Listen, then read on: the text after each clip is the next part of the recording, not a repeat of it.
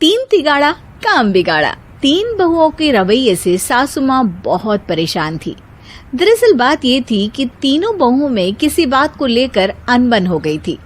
तब से ही तीनों एक दूसरे से मुंह फुलाए रहती थी।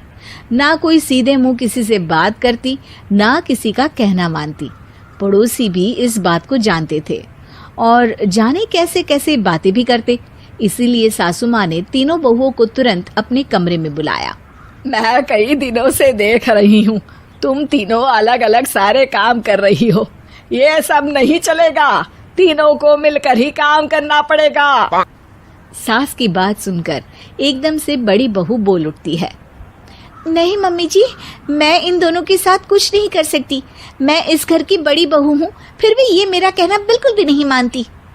अरे जेठानी जी, जानबूझकर मुझे डबल काम करवाती है आप, और छोटी मुझसे टेढ़े मुंह ही बात करती है।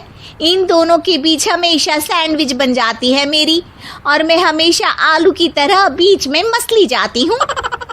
मम्मी जी, इन दोनों को लगता है कि मैं छोटी हूँ तो इनके पैरों तले दब जाऊंगी, लेकिन नहीं, मेरा भी उतना ही अधिकार है जितना इन दोनों का है। बड़ी आई दोनों मेरी चुगली करने के लिए, मुझे क्या कम समझ रखा है।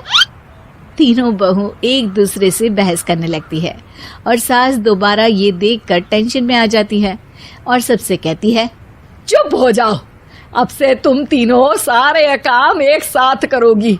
आंख बंद करके एक दूसरे की बात सुनोगी। तुम तीनों इस बात को गांठ बांध लो, वरना अगली छुट्टियों में तुम्हारा अपना मायके जाना कैंसिल। सास की बातें सुनकर डर के मारे तीनों हामी भर देती हैं। जी मम्मी जी, मैं समझ गई। हाँ मम्मी जी, जैसा आप कहें। आप जो कहेंगी मैं वही करूंगी। तीनों बहू सास की बात को गांठ बांध लेती है और वादा करती है कि अब से सारे काम वो तीनों एक साथ मिलकर ही करेंगी। ये सब देखकर सास खुश हो जाती है और वहां से चली जाती है। नीचे जाकर वो देखती है कि घर में शर्मा जी आए हुए होते हैं। सास जोर से आवाज लगाकर कहती है, अरे बहू, जरा चाय बनाकर तो लाना, शर्मा जी आए हैं। सास की बात सुनकर तीनों बहू तुरंत किचन की ओर भागती है और चाय बनाना शुरू कर देती है।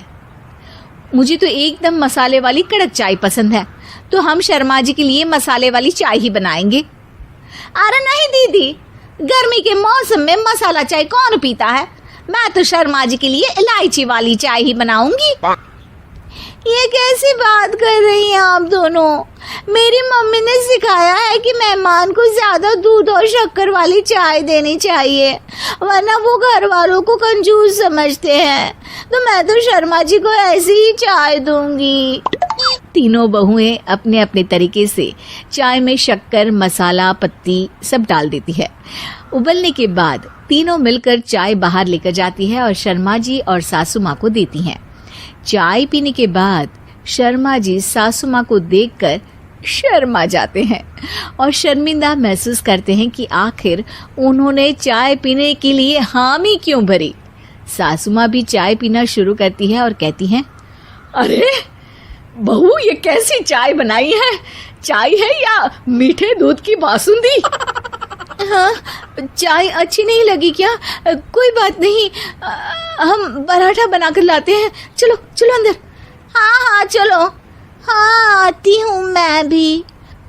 नहीं, मेरा पेट चाय नहीं चौपट कर दिया, वही काफी है। पराठे से पोपट नहीं करवाना, मैं तो चलता हूँ। शर्मा जी चुपचाप पतली गली से निकल जाते हैं। अगले दिन सास बहुओं से कहती है, अरे बहू, जाओ जाके ऊपर के गेस्ट हाउस की सफाई कर दो। कल हमारे यहाँ मेरे दूर के रिश्तेदार आने वाले हैं, तो पूरे कमरे को चमका देना, समझी? तीनों बहू सास की बात को मानकर ऊपर सफाई करने चली जाती हैं और तीनों कमरे की सफाई चालू कर देती है। बड़ी बहू मकड़ी के जाले साफ करती है, तो बीच वाली झाड़ू लगाना और छोटी वाली सर्फ डालकर जमीन धोना शुरू कर देती है। अरे दीदी, जेठानी जी, अभी मैंने पूरी फर्श धोई और आप फिर से धूल नीचे गिरा रही हैं। और मछली जेठानी जी, आप बिना झाड़ू की धूल यहाँ छटक रही हैं।